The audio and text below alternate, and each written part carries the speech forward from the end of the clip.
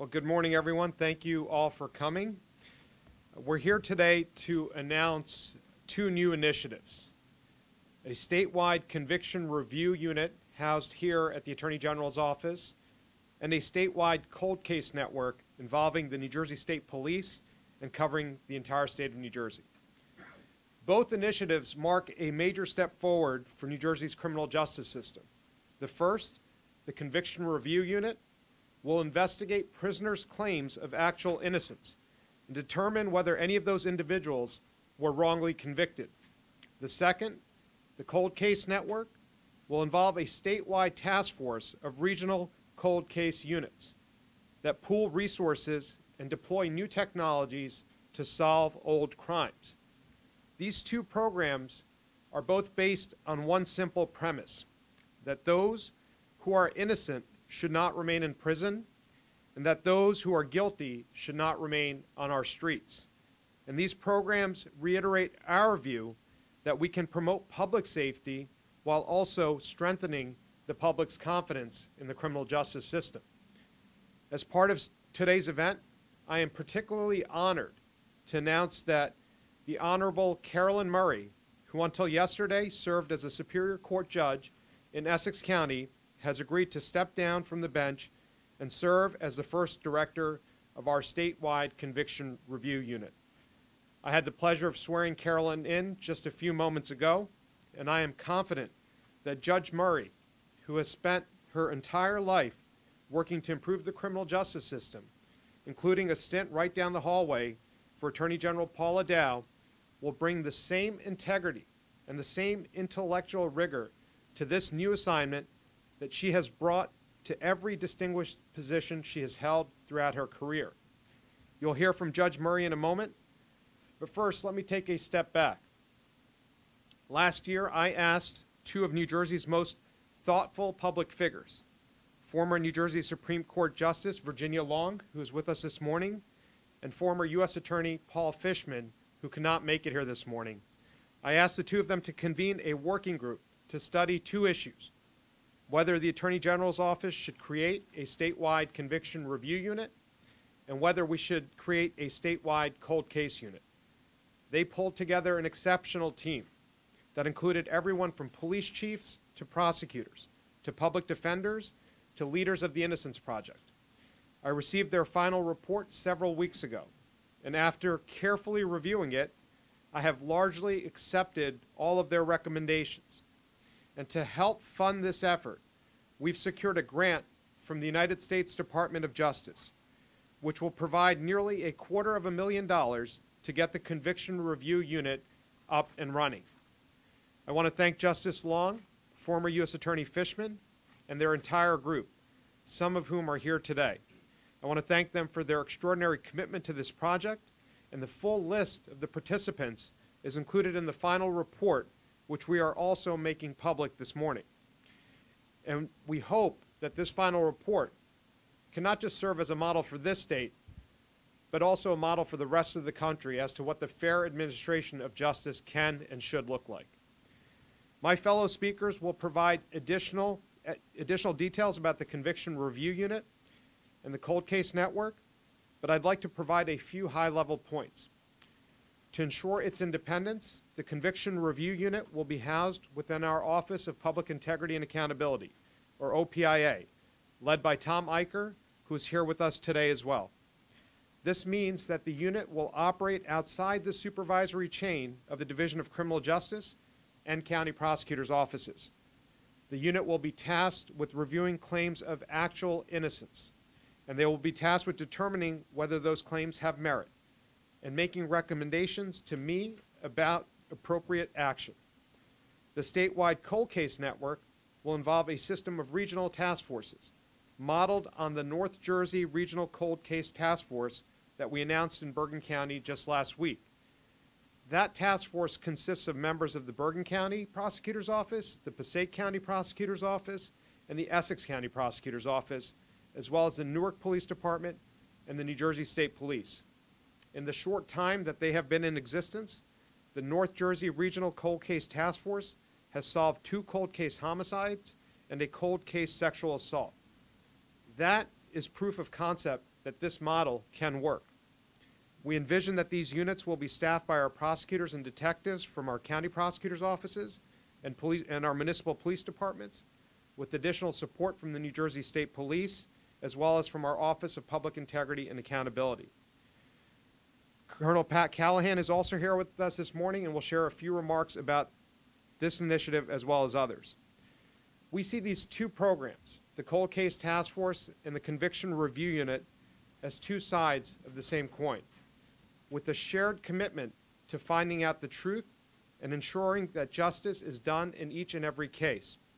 That's why, among other responsibilities, the Cold Case Network will be tasked with reinvestigating any cases where the Conviction Review Unit concludes that a previously convicted defendant was in fact innocent. It is all part of our effort to ensure that the right people are held accountable for their wrongdoing and that we protect the public from those who commit dangerous crimes. Today's announcement is just the start. In the coming months, Judge Murray and others will be working to get these programs up and running. And as the Fishman Long report makes clear, this is the first time that a state attorney general's office has created a conviction review unit with true statewide jurisdiction. And we are committed to getting it right. And with the groundwork laid by this working group, I am confident that we will.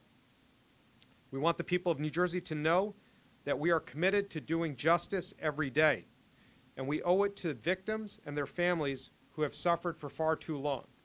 Those victims are in our hearts each and every day, but especially now as we honor them during National Crime Victims' Rights Week. These two groundbreaking initiatives will not only help us fulfill that commitment to honor victims, but will also ensure that New Jersey remains a national leader in the fair administration of justice. And it's now my pleasure to turn the podium over to Justice Long, who led this effort, for some remarks. Justice Long?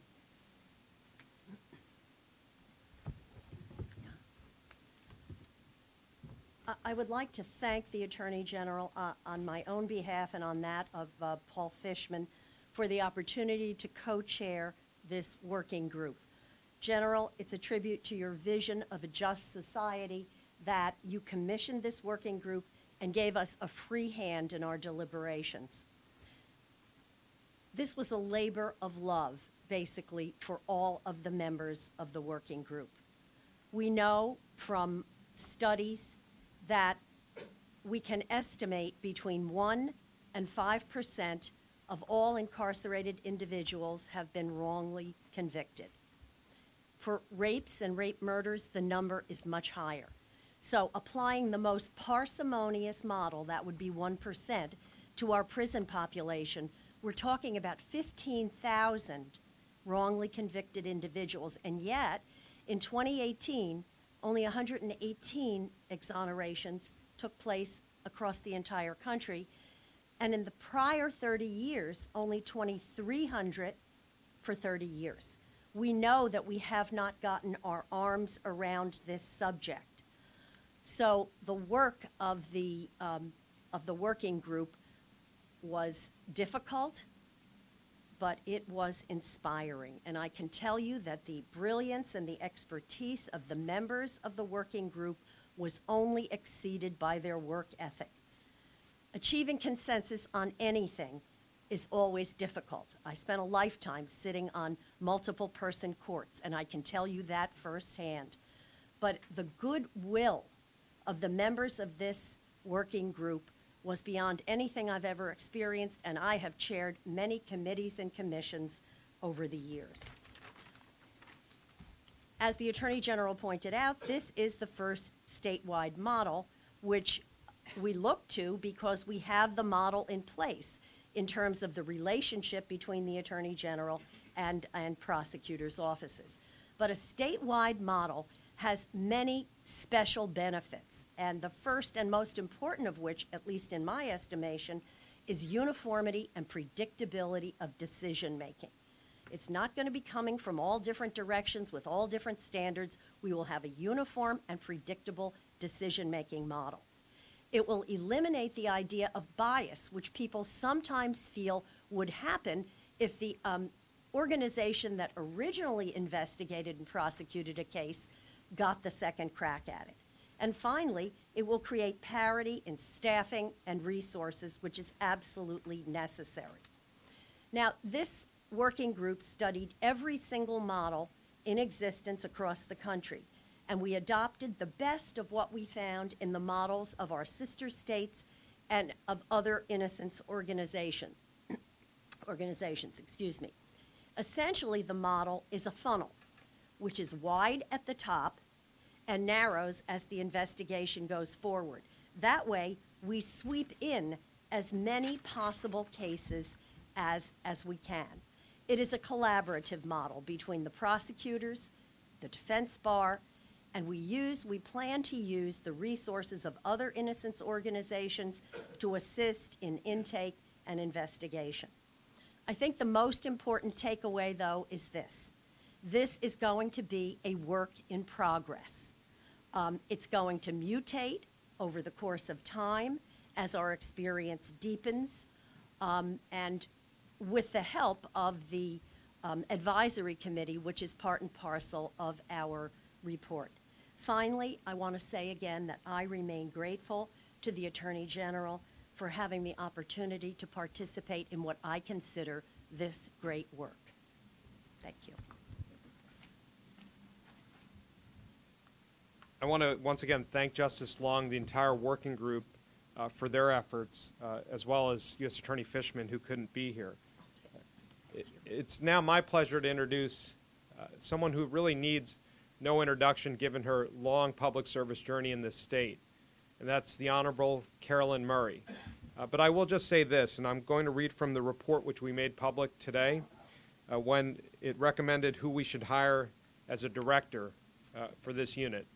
And the report states that the director should enjoy a reputation among the bench and bar for integrity, for fairness, and for a collaborative work ethic. I can think of no one who fits that description better than Judge Murray. So it's my honor to introduce the Director of the Conviction Review Unit, the Honorable Carolyn Murray. General, Justice, and everyone who is here today, thank you so much. Criminal justice, for all the years that I've been involved in it, to me is about really essentially many of the same things. Protecting people, their safety in the community, protecting people's rights in dealing with government, and righting wrongs. I believe that what we're doing today under the guidance and of the committee report and under the authority of the Attorney General's office is adding an important component to that, to assure that that has been done. I represent to you that we will go forward with a collaborative spirit.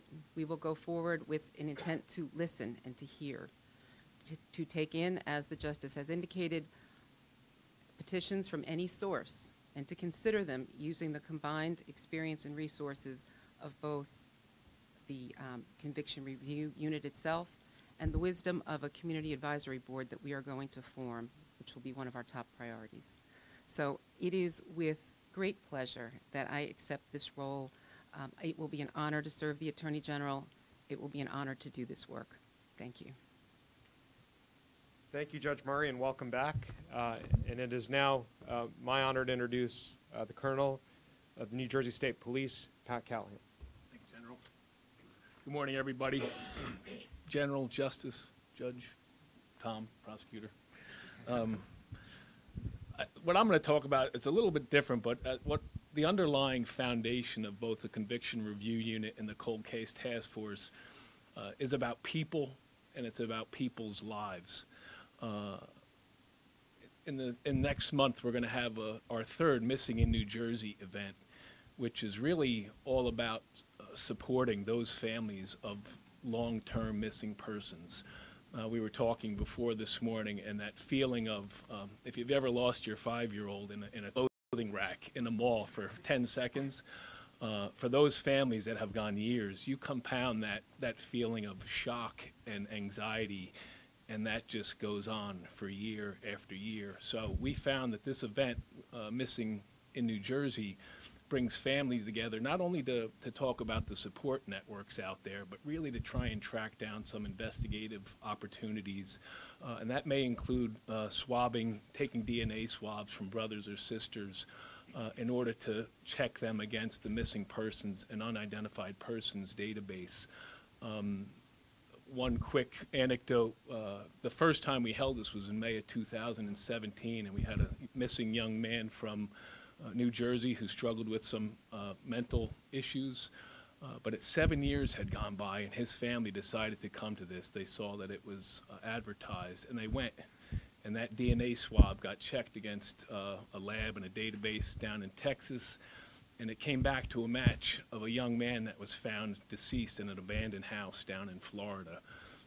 I always hesitate to use the word closure. I don't know what that means to people, but I know what that did for that family was it let them know that their son, that they had the ability now to lay him to rest, and that question of how or where, maybe the why never got answered, but it's just, again, back to the underlying cause and foundation of what these units and this event that's coming up is about, trying to give people some sense of peace, and whether that's solving an aggravated sexual assault, whether that's solving a homicide, whether that's getting somebody out of prison who's been there maybe for years and was wrongly convicted. That is new life for those people who may have been wrongly convicted. That is new life for a victim that's able to move on. So May 18th, in partnership with the Newark Police Department and Rutgers University School of Criminal Justice, we are having this event, again, to offer our support to those families who live day in and day out with wondering where their loved ones are. And it is a tremendous event to be a part of. So I just put it out there, May 18th in Newark, where the state police will be there to host and to make sure that these families are not forgotten, and that we do everything within our power to try and at least give them some peace moving forward. So thank you, General, for the opportunity. Thanks, Pat. Before we take your questions, I really want to take a moment to thank all those who are instrumental in this effort and who are here. We have some members of the working group here. We have Mercer County Prosecutor Angelo Onifrey. I want to thank Angelo for his help in the working group. First Assistant Public Defender Kevin Walker is here.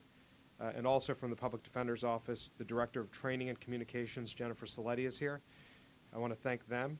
I want to thank, obviously, Justice Long, Paul Fishman, but from Justice Long's office, Corinne Berza-Kelly DeBerry. I got that right, and the Assemblyman has it wrong. But I want to thank them for putting together and leading this effort. And a special thank you to the people from within our Department of Law and Public Safety. From the New Jersey State Police, under the leadership of Superintendent Callahan, Lieutenant Colonel Jeff Noble, who is here this morning. From the Division of Criminal Justice, under the leadership of Director Veronica Allende, I want to thank Counsel Anne Marie Taggart and Special Assistant Sarah Quigley, who's been part of this effort from the very beginning. I want to thank Sarah and Anne Marie personally for taking on additional roles and responsibilities above what they do on a day-to-day basis to help see this to the finish line. And I also want to thank my Deputy Chief of Staff, Jonathan Gerlich, who's in the back, for all of his work. We have victim advocate Elizabeth Rubman. When Elizabeth began her work on this working group, she was in the private sector. Since that time, she's joined the Attorney General's office and is helping lead our efforts to reform how we provide services to victims across the state. And I'd be remiss if I didn't thank Centurion, formerly Centurion Ministries. Centurion is a nonprofit innocence organization. They will partner with the Conviction Review Unit and will provide assistance in intake and screening, as well as in training and in policy development. With that, we're happy to take your questions regarding today's announcements. David? General, in the release, you note that the conviction unit will only accept claims of innocence once the petitioner has exhausted all appeals and post-conviction petitions. That's correct. My understanding is that can sometimes take years, many years. Is there a concern that, especially if somebody turns out to be innocent and they're convicted of a crime like something very serious like murder, that they'll wind up spending 10 years in prison before they're actually cleared? Yep. And why did you decide that this is the way to go? So I'm going to invite the working group members and the Justice and Director Murray to participate in this answer, but there are systems in place in our judicial system, in the processes that we have in place to ensure what you described didn't happen. And this is the last fail-safe that we offer here through the Conviction Review Unit. This is an added check to ensure that justice is being administered in a fair and impartial manner across the state, and that innocent individuals are not being prosecuted and convicted of crimes, and that guilty folks are not on the streets. And so this is the final fail-safe that we're putting in place. I don't know if the director or the justice want anything to add. So I think you're quite correct about what the committee has recommended. And as the justice indicated, we are going to fine-tune this as we go. Certainly it would not be the intent to get involved or to in any way obstruct an individual's right to pursue a direct appeal. And as long as that direct appeal was pending, it would be largely, I'm not going to say never, but case by case, largely inappropriate to get involved in that. The post-conviction relief motions can go on for years, and that we would look at on a case-by-case basis. And if the individual happened to be represented, we would contact that person's attorney, perhaps, and have a discussion. Because, again, the goal here is to not obstruct anyone's legal rights, but the investigation we would do would be wide-ranging if it passed a certain threshold. So, thank you. Yep. Attorney General, are the policies of these two networks going to be handled or enforced differently for undocumented immigrants? And I also have another question about the cold case network. Obviously, we've seen the North Jersey regional one be developed now. Are the ones for the rest of the state going to be developed all at once, or is there going to be a first to start to roll? So the cold case network, we're using the model that's being employed in the northern part of the state.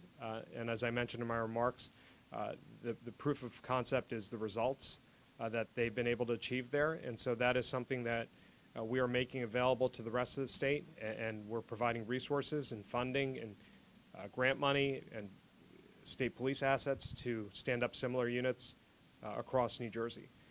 As to, the first part of your question, I'm not sure I appreciate the question, because there's one level of justice in the state for all our residents. So I don't think it's an appropriate question. I'm just saying because there's a case in Jersey City now where Jorge Rio... We have one system of justice in the state that applies and is available to all our residents. Yep. General, is there a threshold for how far back you will allow for the review of these cases, and when do you get to work? Is it today? Is that the week today? We start today, and the director is going to be working to set up the protocols. Certainly we'll prioritize, we'll have to triage cases and look at the older cases first, and then, respond to them accordingly. It's people who have been sitting in jail for longer periods of time will be prioritized naturally, because we want to address the most serious cases first. Yeah, Sean. Sort of technical question. Reviewing claims of actual innocence. Courts in other states have recognized this, but the courts in New Jersey, to my knowledge, haven't recognized the standard of actual innocence. Right. So I'm just wondering what that process looks like when you decide, what that threshold is from your office's perspective, and then what the legal mechanism is then for, initiating that conversation with the judge. So I'll defer to Carolyn on that. The working group's recommendation is to look at plausible claims of actual innocence, and I think a lot of that will be shaped through the experience of the unit being established and looking at particular cases.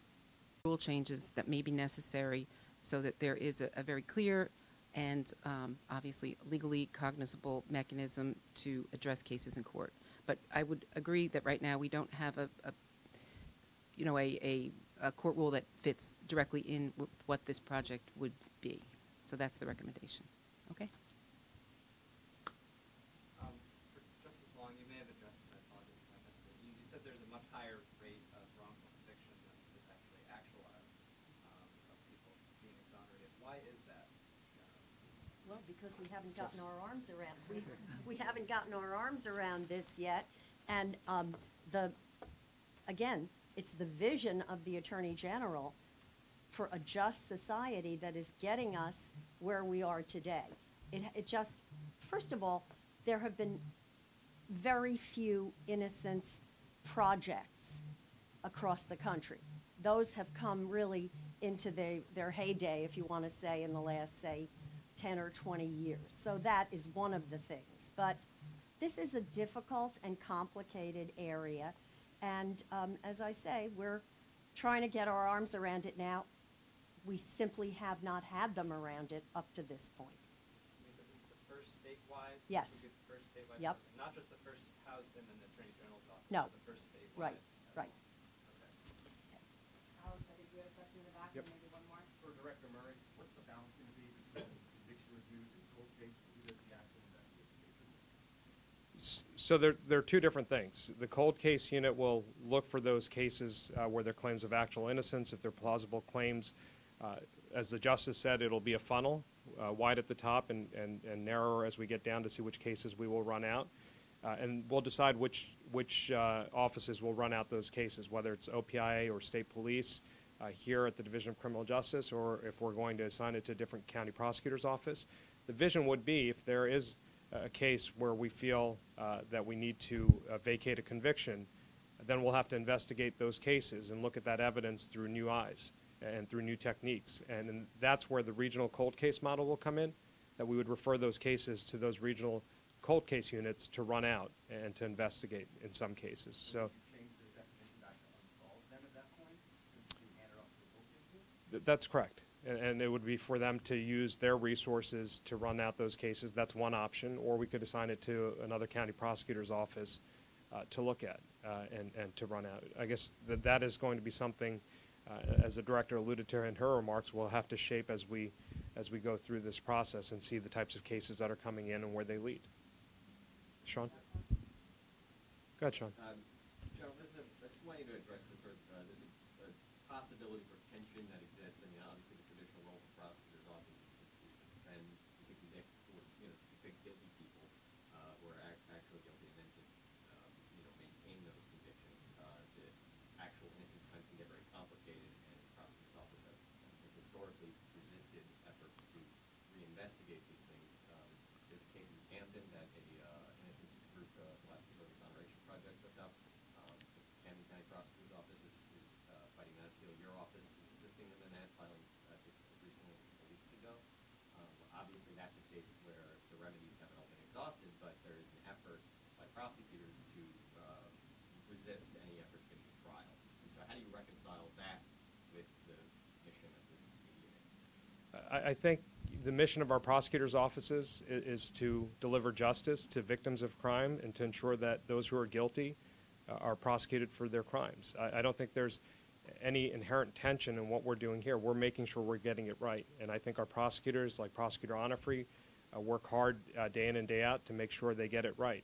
And we recognize at a national level and perhaps at a statewide level, if we take the judge's metric, even in 1% of the cases with 20,000 folks incarcerated in this state, there's a possibility that there could be 200 individuals in this state who might be wrongfully convicted for whatever reason, if it's a faulty witness ID or if there's something, a witness lied under oath, other sorts of factors that played into that conviction to make it a wrongful conviction. Then we are offering, once the processes are exhausted, or perhaps even earlier in the PCR process, that if we can intervene and bring our review and the conviction review unit's resources to bear, which is outside of the Division of Criminal Justice, it's outside of the network of county prosecutors, reports directly up to me, there's an independence there to run out that case and run out that investigation. And if it leads to an exoneration, then we have a process in place to make sure that it's assigned and investigated by an office where we could ensure that it's done in an impartial manner and the public has confidence in the outcome. Good? Yep, thank you. Thanks, Justice.